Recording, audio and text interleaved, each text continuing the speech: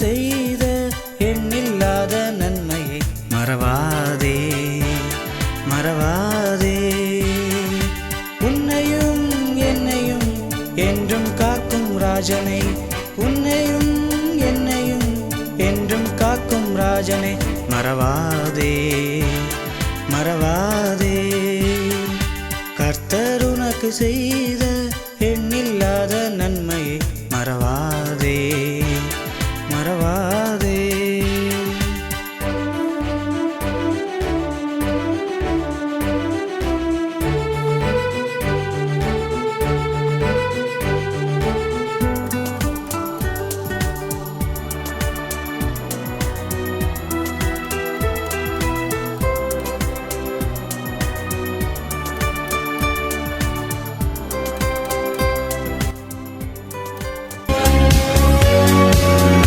வணக்கம். இந்த நாளில் சின்ன சின்ன வெளிச்சங்களில் இன்னொரு புதிய தகவலை தெரிந்து கொள்வோம். முதலில் சின்ன சின்ன வெளிச்சம் நேயர்கள் அத்தனை பேருக்கும் என்னுடைய சுதந்திர தின வாழ்த்துக்களை தெரிவித்துக் கொள்கிறேன். சுதந்திரம் வந்த உடனே பழைய தலைவர்களை பற்றியெல்லாம் பேசுவோம், அவங்க படங்களெல்லாம் வச்சு மாலை போடுவோம். எனக்கு அறிமுகம் இல்லாத சுதந்திர போராட்டத்திற்கு காரணமான 2 பேரை பற்றி உங்களிடத்தில் நான் சொல்ல போகிறேன். நமக்கு பல தலைவர்களை தெரிஞ்சாலும் கூட பலர் பெயர் தெரியாமல் இந்த சுதந்திரத்திற்காக போராடி இருக்கிறார்கள். இப்போது அந்த காலத்தில் வெள்ளைக்காரர்கள் ரயில்வே துறையில் இந்தியர்களுக்கு வேலை கொடுக்க மாட்டாங்க. அப்படியே வேலை கொடுத்தாலும் இந்த இன்ஜின் டிரைவர் வேலை கொடுக்க மாட்டாங்க. ஏன்னா அவங்க சரியாக ஓட்ட மாட்டாங்க அப்படின்ற மாதிரி ஒரு எண்ணம் இருந்துச்சு. அதனால் இன்ஜின் டிரைவர் வேலை இந்தியர்களுக்கு கொடுக்க மாட்டாங்க.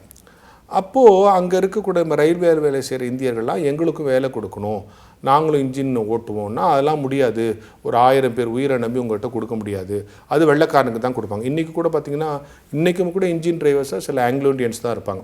அது என்ன காரணம், வெள்ளைக்காரன் காலத்திலேயே இன்ஜின் டிரைவர் வேலைனா இந்தியர்களுக்கு கிடையாது, அவன் அதுக்கு லாய்க்கு கிடையாதுன்னு முடிவு பண்ணியிருந்தான். ஆனால் ஈரோட்டில் அதுக்கான போராட்டம் நடந்துச்சு. இல்லை நாங்களும் ஓட்டுவோம், வண்டி ஓட்டுவோம்னு பெரிய போராட்டம் நடந்தப்போ அவன் சொன்னான், சரி ஒன்று வெள்ளைக்காரன் சொன்னான், சரி நாங்கள் ஒரு ட்ரெயினை கொடுக்குறோம், அந்த ட்ரெயினை நீங்கள் ஓட்டி காட்டுங்க அப்படின்னு சொன்னோன்னே சரின்னு எல்லாம் முடிவு பண்ணிட்டாங்க. முடிவு பண்ணிட்டு அவன் ஒரு இன்ஜினை காட்டுறான். அந்த இன்ஜின் பார்த்தா ரொம்ப பழுதாக ரொம்ப மோசமான ஒரு இன்ஜின், அது ரிப்பேர் ஆகி கிடக்கிறது. இதை நீங்கள் ஓட்டுங்க நாங்கள் கொடுக்குறோம் அப்படின்ட்டான். ஒன்றே சரி ஏதோ அவன் சான்ஸ் கொடுத்தான், இது ரிப்பேர்னு சொன்னோம்னா நாங்கள் கொடுத்தோம் நீங்கள் ஓட்டலன்னு சொல்லணும். உடனே எல்லாரும் சேர்ந்து கடன்னு அந்த இன்ஜின் எல்லாம் ரிப்பேர் பண்ணுறாங்க. ரிப்பேர் பண்ணிட்டு இன்ஜின் டிரைவர், இந்த இன்ஜினை ஓட்டுறது யார், ஆரோக்கியசாமின்னு ஒருத்தர், அவரை செலக்ட் பண்ணுறாங்க.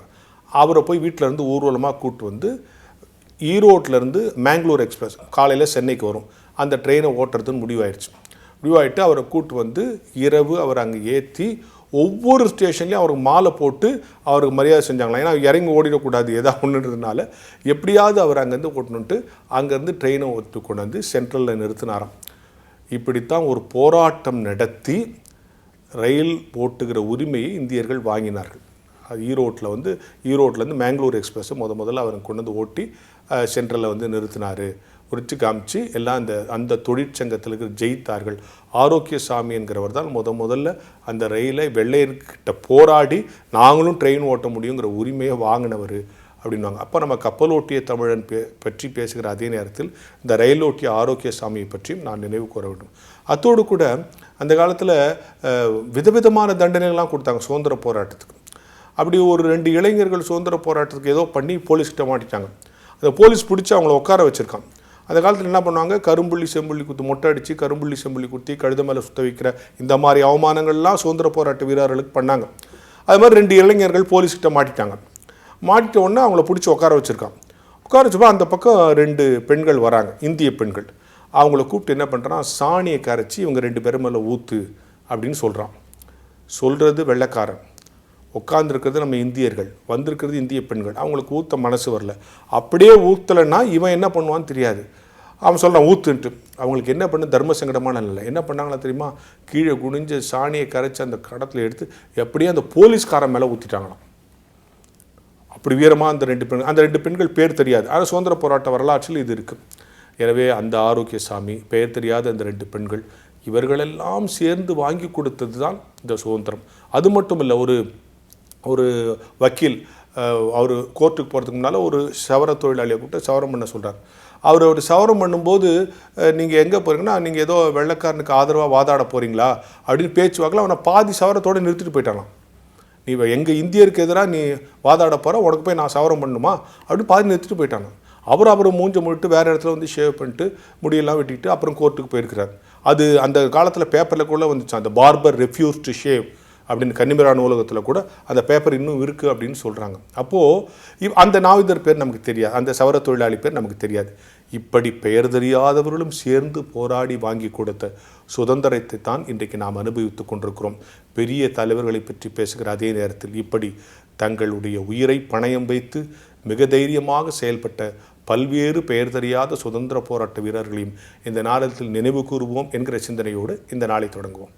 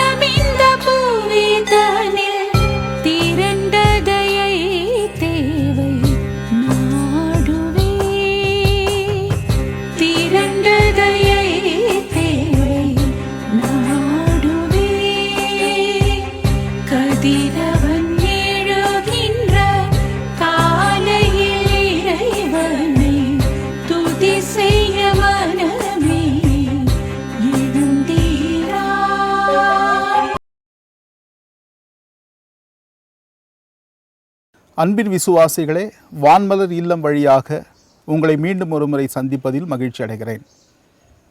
நமது பிதாவாகிய கடவுளிடமிருந்தும் ஆண்டவராகிய இயேசு கிறிஸ்துவிடமிருந்தும் நம் அனைவருக்கும் கிருபையும் சமாதானமும் உண்டாவதாக. ஆமேன். இந்த நாளில் நாம் சற்று நேரம் வாசித்து தியானிக்க எடுத்துக்கொண்ட வேத பகுதி ஏசாயா எழுதின தீர்க்கதரிசன புத்தகம் 41ஆம் அதிகாரம் 10ஆம் வசனம். பயப்படாதே, நான் உன்னோடு இருக்கிறேன். திகையாதே, நான் உன் கடவுள். நான் உன்னை பலப்படுத்தி உனக்கு உதவி செய்வேன். என் நீதியின் வலது கரத்தினால் உன்னை தாங்குவேன் என்பதே. அன்பானவர்களே, மனிதர்களை பல்வேறு நிலைகளில் இரண்டாக நாம் பிரிப்பது உண்டு. பாலினத்தை வைத்து பிரிக்கிறோம், ஆண் பெண் என்று. அதே போல பயத்தை வைத்து கூட மனிதர்களை இரண்டாக பிரிக்க முடியும். எப்படி பிரிக்கலாம் என்றால், ஒருவர் பயப்படுகிறவர்கள், இன்னொரு கூட்டத்தார் பயப்படாதது போல நடிப்பவர்கள் என்று பிரிக்கலாம். சில நேரங்களில் நாம் பயப்படுகிறவர்கள் தைரியசாலிகள் என்று பிரிப்போம். உண்மையில் தைரியசாலிகள் என்று இந்த உலகத்தில் யாருமே இல்லை. எல்லாருக்குள்ளும் ஏதோ ஒரு பயம் இருந்து கொண்டே தான் இருக்கும். யாராவது ஒருவர் எனக்கு எந்த பயமும் இல்லை, நான் தைரியமாக இருக்கிறேன், நான் எந்த துன்பத்திற்கும் அஞ்ச மாட்டேன் என்று சொல்வாரானால் அவர் ஏதோ ஒரு காரணத்திற்காக அப்படி சொல்லுகிறார், அல்லது ஒரு பயத்தின் நிமித்தமாகவே சொல்லுகிறார் என்று கூட எடுத்துக்கொள்ளலாம். ஏனென்றால் பயப்படாதவர்கள் இந்த உலகத்தில் யாருமே இல்லை. நாம் வாசிக்கிற வேத பகுதியில் இஸ்ரவேல் மக்களுக்கு ஒரு பயம் இருந்தது. பாலும் தேனும் வழிந்தோடுகிற கானான் தேசத்தில் வாழ்ந்து வந்த ஜனங்கள் இப்பொழுது பாபிலோனின் சிறையிருப்பில் இருக்கிறார்கள். நாட்கள் போனது, வாரங்கள் போனது, மாதங்கள் போனது, வருஷங்கள் போனது. ஆனால் விடுதலைக்கான எந்த அறிகுறியும் அவர்களுக்கு தெரியவில்லை. கலங்கி பார்த்தார்கள், ஜெபித்து பார்த்தார்கள், கலகம் செய்ய முயற்சித்தார்கள். எந்த முயற்சிகளும் அவர்களுக்கு விடுதலையை தரவில்லை. எனவே அவர்களுக்குள் முழுக்க பயம் சூழ்ந்து கொண்டது. அவ்வளவுதான் எங்கள் வாழ்க்கை, இனி இப்படியே அடிமைகளாக வாழ்ந்து செத்து போகிறோம். சொந்த வீட்டுக்கும் சொந்த தேசத்துக்கும் சொந்த ஆலயத்துக்கும் திரும்பி போவதற்கு இனி எங்கள் வாழ்க்கையில் வாய்ப்பே இல்லை என்று சொல்லி அவர்கள் முழுக்க பயந்து போனார்கள். இனி விடுதலையே இல்லை என்று அவர்கள் முடிவு செய்து விட்டார்கள். அந்த காலகட்டத்தில் தான் கடவுள் ஏசாயா தீர்க்கதரிசியின் வழியாக அவர்களுக்கு நம்பிக்கை ஊட்டும் வண்ணம் இந்த வசனத்தை பேசுகிறார். அவர் பயன்படுத்துகிற முதல் வார்த்தை, பயப்படாதே, நான் உன்னோடு இருக்கிறேன்.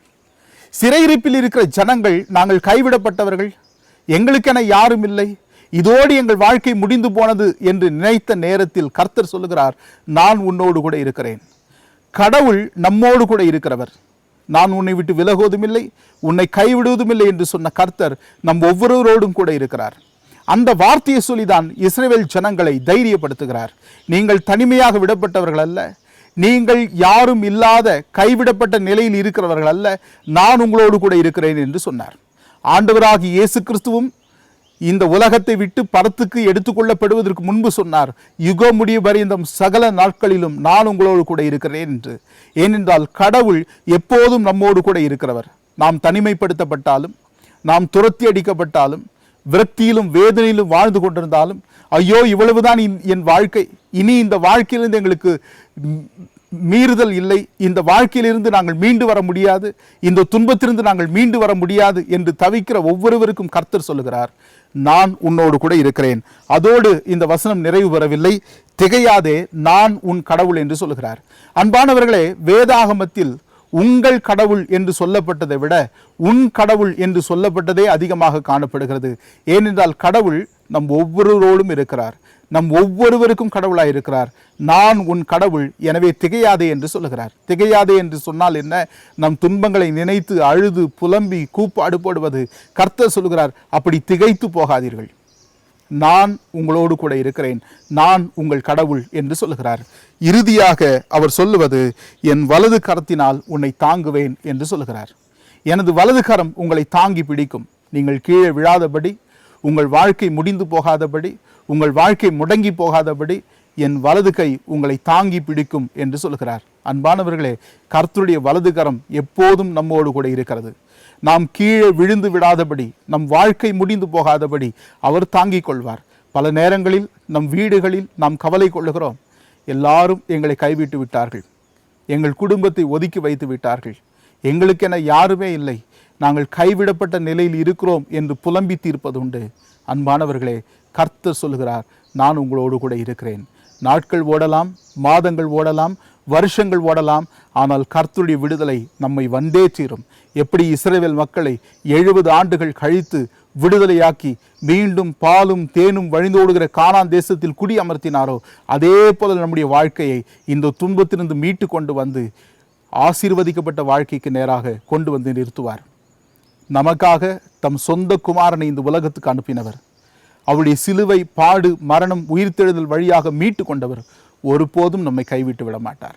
இந்த நம்பிக்கையோடு இந்த நாளை துவங்குவோம். கர்த்தர் நம்மோடு இருந்து காத்து வழி நடத்துவாராக. ஆமேன். ஜெபம் செய்வோம். அன்பின் பிதாவே, இந்த வசனத்தை கேட்டுக்கொண்டிருக்கிற ஒவ்வொருவருக்காக நாங்கள் ஜெபிக்கிறோம். கவலையோடும் கண்ணீரோடும், எங்கள் துன்பத்திற்கு முடிவே இல்லையா, இந்த வாழ்க்கைக்கு முடிவே இல்லையா, இந்த போராட்டத்திற்கு முடிவே இல்லையா என்று கலங்கி நிற்கிறவர்கள் இருப்பார்களானால், இந்த வசனத்தை கொண்டு நீர் அவர்களை ஆற்றி தேற்றினதற்காக நன்றி செலுத்துகிறோம். என்றைக்கு இந்த பிரச்சனை தீரும் என்கிற கலக்கம் இருக்குமானால், இதோ கர்த்தர் சொல்லுகிறீர், நான் உன்னோடு கூட இருக்கிறேன். எங்கள் ஒவ்வொருடைய வாழ்க்கையில் மீது இடைபடுவதற்காக நன்றி செலுத்துகிறோம். நல்ல கர்த்தாவே, நீர் உமது கரத்தினால் தாங்கி நடத்தும். நாங்கள் விழுந்து போகாதபடி, முடங்கி போகாதபடி உமது வலது கரத்தினால் எங்களை தாங்கி கொள்ளும். எங்களை தாழ்த்தி அர்ப்பணிக்கிறோம். எங்கள் ஒவ்வொருடைய வாழ்விலும் நீர் பிரசன்னமாகி எங்களை வழி நடத்தும். இயேசுவின் வழியாய் ஜெபிக்கிறோம் நல்ல பிதாவே. ஆமேன். ஆண்டவராகிய இயேசுவின் கிருபை, கடவுளின் அன்பு, தூய ஆவியின் ஐக்கியம், வழிநடத்துதல், ஆசீர்வாதங்கள் நம் அனைவரோடும் இருந்து காப்பதாக. ஆமேன். வான்மலரின் புதிய முகவரி: கிறிஸ்டியன் மீடியா சென்டர், 105 பாந்தியன் சாலை, 2வது தளம், மியூசியம் எதிரில், எக்மோர், சென்னை 6,08,000.